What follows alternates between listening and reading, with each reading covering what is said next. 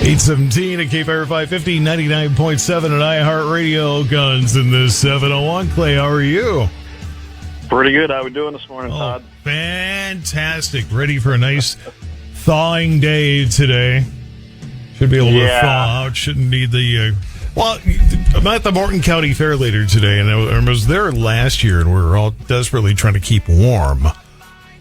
And now you'll be desperately trying to keep cool. I know. It's like, okay, we wished a little too hard that let's be warmer next year. Let's be warmer. Oh, not that warm. Turn it back down a little bit, but that's all right. If I remember right, the North Dakota Farm Bureau Morton County group, I believe they got a couple great big tents. So if they got those set up, it won't be too bad to get under those. True, and that's I'll have to be under the tent because if I put my laptop in the sun, I can't see I it. fried one of those one time. I was in Underwood, and I got right to the end of like the last second of it cut off because the laptop finally fried sitting in the sun at the old fairgrounds over there. Oops. I'm looking forward to next week. It sounds like it's going to be a little cooler, and that'll be just fine with me. Exactly. 70s. That's perfect. Leave it alone at that point, but there we go. Yes. There you go. New Jersey with an unconstitutional ban on AR-15s blocked by a federal judge because somebody realizes, oh, wait, we have a Second Amendment thing going on. Yeah, I kind of was, I go through a lot of stuff every week for, both shows, and I found this one with New Jersey, and I thought that was relevant because New Jersey is not a friend to the Second Amendment, hasn't been. They got some of the worst laws on the books. The judge, basically this case was brought forth, and I thought it was a good one, and I thought it had good standing. It's an interesting decision. So, the AR-15 ban essentially is unconstitutional that is passed and is law in New Jersey, and it's been there since 1990. So it's been there a while. It was pre-assault weapons ban federally.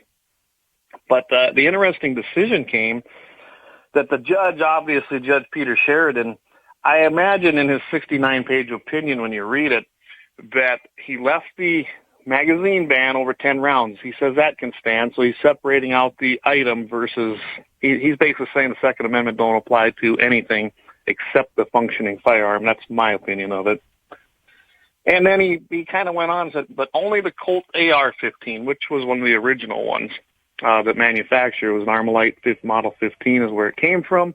And the Colt AR-15, the civilian model, is the only one that's going to be allowed now because that was the one that he was given the most information on in briefs and arguments. That's an interesting ruling to me. That ain't really how it works. I imagine this is going to be, appealed based on that and go farther up the chain. But at least in New Jersey right now, based on Bruin, anybody there now can own an AR-15 as long as it was manufactured by Colt, as far as that judge in his ruling. So I just thought it was an interesting little story to put out there. I'm going to be watching this one because of the weirdness, I guess. That seems to be the term in the mainstream media, weirdness right now. It only applied to the AR-15 produced by Colt. And really, that's going to go on. I imagine, the plaintiffs, both plaintiffs in this are going to take it, farther, especially Firearms Policy Coalition, because it has to apply to everything. Bruin was a sweeping Supreme Court decision that made the rules in the nation based on historical use. So I guess I'm going to watch it. I thought it was an interesting story, and we'll keep you tuned if we hear any movement on it from there. Guns of the 701, Clay's on. So when you pick a VP in this election cycle, you may be picking the next president, and so you want to pick a good one. J.D. Vance, apparently a good one as far as the Second Amendment goes, huh? I think so too. When you go look at his record alone in the Senate, it's stellar. It's just like Kelly Armstrong's in the House. It's stellar. Or Kristi Noem's when she was there and as governor. They have stellar Second Amendment records, and we want people like that. Yes, I'm very single issue because I think the Second Amendment is the most important one written in the Constitution because without it, we don't have any others. But yeah, J.D. Vance, you probably know, Todd, he grew up pretty poor, right? He absolutely. Was poor. He had a horrible living situation, But he learned guns and gun safety at a very young age, as do many people who live in a rural area or grow up in his situation. My boys have both been shooting since they were able to understand how to shoot. And I taught them to respect it, taught them all the gun safety. Well, he was no different. And that followed through as he moved up the ranks and moved up and bettered himself in life. He never, ever forgot where he come from. And that's kind of important because a lot of people lose sight of that when they become successful. They get wrapped up in a lot of other things. He does not use this as a political tool. He really believes this stuff, and he really, really, after his service as a Marine, it probably strengthened his Second Amendment, I would say, resilience and support. And I think he really understands the constitutional wording and what it really means on the Second Amendment. I mean, he posted his own AR-15 on social media, got 7.4 million views or something like that, and he's unapologetic. He does not apologize for it. He's unapologetic, and that's good. That's the kind you want in that position. And the fact that he could be the second choice in command, he's just a breath away from the presidency. I like seeing that team of Trump and Vance in there as a Second Amendment team, because I think he's also going to give a lot of good advice to Trump because he has so much familiarity with firearms. So having Vance on there as a Second Amendment supporter and a proven record, I mean, he voted against what I call the bipartisan unsafe act that Biden pushed through, but he also brought in bills that would remove suppressors from the National Firearms Act, interstate reciprocity, which means if you have a concealed carry, it'd be good nationwide, and just a list of other Second Amendment proposals that some made it, some didn't when he introduced them. So, yeah, this guy has a stellar record, and I'm glad he's our vice president pick. I really am. That's the thing. And like I say, it's a president in training. Let's face it, because he's going to spend 4 years kind of in the shadow of Trump. Trump can't run for re-election at that point, 2028. So, right. Would seem to be the likely. I mean, look at what the Democrats right now. The vice president sliding into a presidential campaign, and that would be the same thing. I would guess, unless he did something really just unfortunate or whatever, that logically he would be the Republican candidate in 2028. It may still be either way, I guess, but it's a great precursor, and it is going to help set him up in that 2028 candidacy run. I have no doubt, and I think it was a great choice.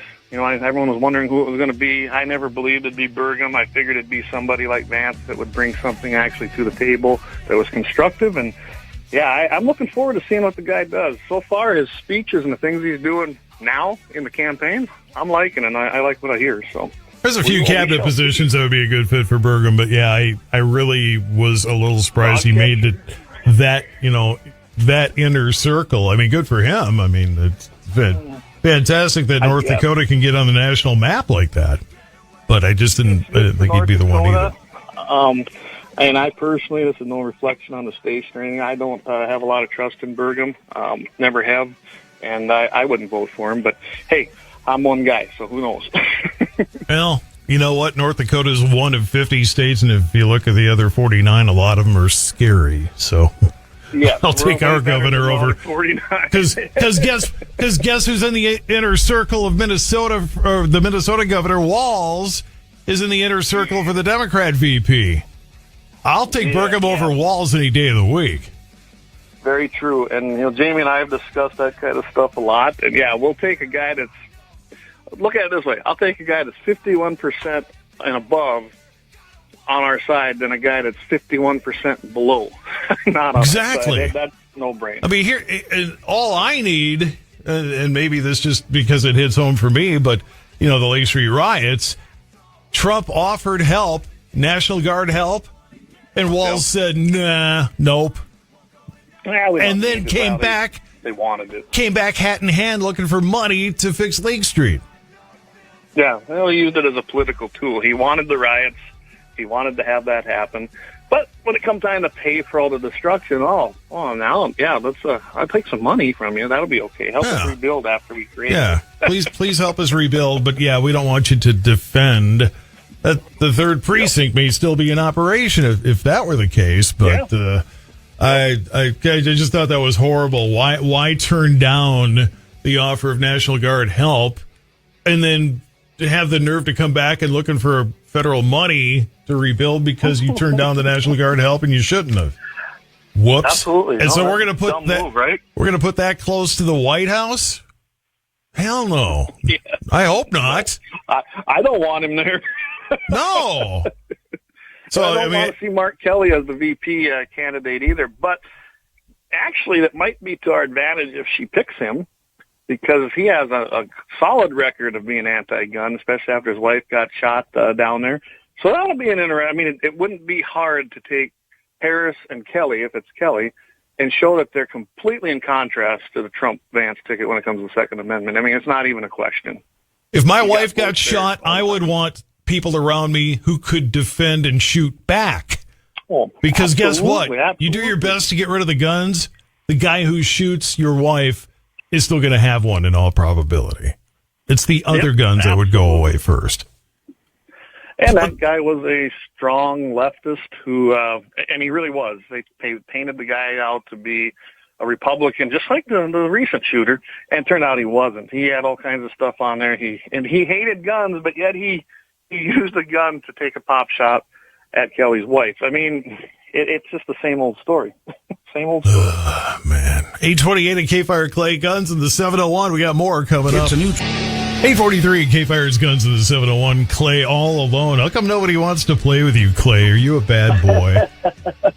Well, Mike took a new job. He's now at his new radio station, so Oh, I don't know if he's going to be joining us much anymore. I was going to actually tell you about that here. So where'd he go? He's at the same radio station. He just moved up. He's basically the guy that's in charge down there now. And well, you know how that goes.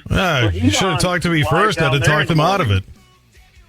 No, I'm just kidding. I'm just kidding. He told me that it's a lot of work. He's still with us, but he says, I'm probably not going to be able to do that morning show. I said, well, you know what you need to do? We need to just put Guns in the 701 on when we're with you and feed it right into your morning show now. There we go.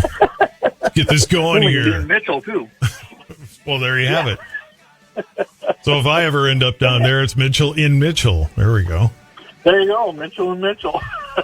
Well, the name kind of comes from Mitchell, Iowa, where my great-grandparents lived for 70-some-odd years. So he built a, this is weird, he built a barn up in Bruno, Saskatchewan. So you're talking east of Saskatoon, right? Yeah. So from way up there to, after having moved from Crookston, Minnesota, moved up there to Bruno, and then from Bruno to Mitchell, Iowa. I'm not sure that's anybody else's career path in the history of the world. Yeah, seems odd. I've been to Crookston a few times, but yeah, wow. Yeah. Don't get it. But I guess it's where the farm jobs were for those two, and I don't know what the Mitchell, Iowa deal was. But anyway, enough of that stuff. So the Minnesota, as I was dogging on Minnesota a few minutes ago, it figures we have a Minnesota thing in here trying to get a law that they passed. They tried to keep passed, but the Eighth Circuit restores Second Amendment rights for young adults there. What's going on? Yeah, and I thought that'd be a good one being there right next door to us. And, we got a legislative session coming up here in North Dakota coming up. But anyway, yeah, this 3-judge panel, and if anyone doesn't know how this works, when you go to a court of appeals, generally you get a 3-judge panel first. They'll give a decision, and then it, they can go in what they call an en bloc. They can go in there and get the full circuit judge panel, and they can do what they want with it, and they can move from there. But anyway, so Minnesota, and you probably knew this, if you're between 18 years of age and 20 years of age, you cannot get a permit to carry in Minnesota. They passed this years ago, I think in 1975, somewhere in there, and then it goes back and does lots of things between then and now. Well, they finally brought a case forward to it, said it was an infringement on people because Minnesota was basically saying, well, those aren't people by historical use, trying to make it part of Bruin. And Minnesota was claiming that anyone between 18 and 20 years old, they weren't considered people, like we the people, and protected under constitutional rights. Can you imagine that? That they're 18, they're adults for everything else, but they're not adults and they're not people, and the Constitution don't apply to them is what Minnesota was saying. I mean, that's the dumbest argument I think I've ever heard. I don't know what your thought is on that, but that's just retarded. Well, if that was back in 75, drinking age is 19, so they probably didn't want guns and liquor mixed with a 19-year-old, and I can see where that might be thought process there. But we'll just wait for them to go crazy when they turn 21 then. Exactly. Yeah. They're no better at 21. Stop it. But, whatever. Way to go, Minnesota. Way to be crazy. 847 at K-Fire Clay's with me here from Guns in the 701. Hunter uses handgun to finish off angry, charging, 1,000-pound Kodiak bear. Do not try this at home. Yeah, did you read through that? He's a 10-millimeter Smith & Wesson. The guy went bow hunting up at Kodiak. Now, you only get so many tags on Kodiak Island up in Alaska. It's a coveted hunt. Goes up there, going to have a good time. His intention was to use his bow. He really wanted to get close, which means, 30, 38 yards, 40. I mean, some bow hunters can go out farther, but he wanted a close shot. They go and they take off, and they're like, yeah, we're on to the bears. We're going. A buddy of his went along, got his bear earlier, so he was tagging along, essentially. And, they thought they had a good bead on one. He did not get a chance to take the shot with his bow, so he decided to use his rifle. He could use either one. About a 200-yard shot, and he missed it. With a moving bear, I don't know how fast it was moving. Bears, unless they're charging you, they're usually just kind of walking along. But he missed the shot, and what turned out to be what should have been an easy, hey, let's go track him down, follow the blood trail, turned into a 2-mile trek on an injured bear. Not a good thing. Bears that are injured are very defensive. Not a good thing. And this is a big Kodiak brown bear. Them babies are huge. Not something you want pissed off at you. No. And having a handgun isn't necessarily going to be a first choice of a weapon with which to defend yourself in that case. Yeah, not exactly. And if you remember, Jamie and I one time, we did a whole deal on, pepper spray versus handgun for defense in a bear attack. I'm going to take a gun. And the answer is always a gun for me. But they're trying to push this narrative that pepper spray worked. Well, this might help solve it. He got up to the bear jumped the guide who's been at it since he was 18. He's 34 years old now. He got one shot off, then tripped over a log, then he called for help, and then this Tice Erickson said, I'm not going to leave him alone. I'm not going to leave him on his own. He gets up there and tries to defend. He eventually gets 3 shots off with his 10-millimeter right into the chest of the bear, and it stopped him. And that's a good thing because it was about, 12 feet away is all the way it sounded. And if the bear dropped and rolled downhill, they did get up there and poke it. It growled a little at him, and then they went ahead and finished it off with a coup de grace, as they call it. And that's just a mercy shot, basically, and put it out of its misery. That's what it translates to. Well, you got to do it. So, do whatever it takes, I guess, right? And he was using a 220-grain hard-cast bullet. So, he was using probably the biggest type, well, not the biggest, but a very good round in his 10-millimeter. And he took it out. He did stop it. He got it he probably saved his and his guide's life and probably his buddy that was with him with a 10-millimeter. So, to me, I don't think pepper spray would have done that, especially on an injured bear like that. And I'm glad it. To me, this made the perfect defense story. I always like to have, an armed defense story. Well, don't get any more defensive than this. And he did it with 10-millimeter. He said he loves that gun. He just got it, took it on that trip, and he plans to carry it again. He made a statement there in the Cowboy State News that he plans to use it elk hunting now if he draws a tag in Wyoming. So, hey, kudos to him. Turned out good. He took a bad situation that could have been very bad, and they were able to defend themselves. So good for them guys. Well, exactly. But yeah, don't make that your first choice of how to handle it when you're up. Because everybody has time to consider, gee, what should I do? I'm being chased by which one of these weapons? You take whatever you have. Yeah. If all you have is a stapling gun, then you try to staple the bear to death. But When I go bear hunting, I take a 44 mag that I carry. A buddy of mine takes a 454 Casol. But that's not our first choice. That's like the Hail Mary, last defense in case something goes wrong. Hopefully I'm a better shot than that with my rifle. So I depend on the rifle. Yeah, kind of want to be a little logical with your choice in weaponry there, but what the heck. Guns of the 701, it's Clay, and you're still doing video stuff, right? I mean, it's just radio with pictures. It's not going to catch on. That's what they used to say about TV back in the 50s. Oh, that's not going to catch on. It's just radio with pictures. They're not going to stand around and watch that. Yeah, who knew, right? But they will sit around with it in their hand. And we invented 85-inch TVs, but we all watch TV on a little thing in our hands. Yeah. What's wrong with this picture? Yeah. Anyway. I do not. I use a TV still. I stream to my TV. I know. I got a 75 in my living room and a 55 in my bedroom because, doggone it, I got to see what the heck is on there. But anyway. Yeah, exactly. But no, everything comes on every Wednesday night, of course, still on the summertime hours, so 7 o'clock p.m. Mountain, 8 o'clock Central. Of course, right here on K-Fire every single morning at 8:15 Central, 7:15 Mountain. And Jamie's going to have a 701 Nation. I want to kind of put that out there. I'll probably be joining him. I believe it's August 15th. That's a Thursday. And he's going to be joined by Kelly Armstrong, our governor candidate for the great state of North Dakota. And we're going to talk hunting and guns and some other things like that. And kind of sounds like we might be doing something with Kelly maybe the next day with him. But I'm not going to give the details out there because I don't know for sure what's going on with that. Last time he did that show with Kelly, he had me on there too, and I have no idea why. I mean, those two can fill the hour. They don't need me. Why not, right? You're part of the team now. Well, I mean, I'm not opposed to it. I just, I didn't know if I had enough to lend to it because, I mean, those guys can talk circles around me when it comes to guns, and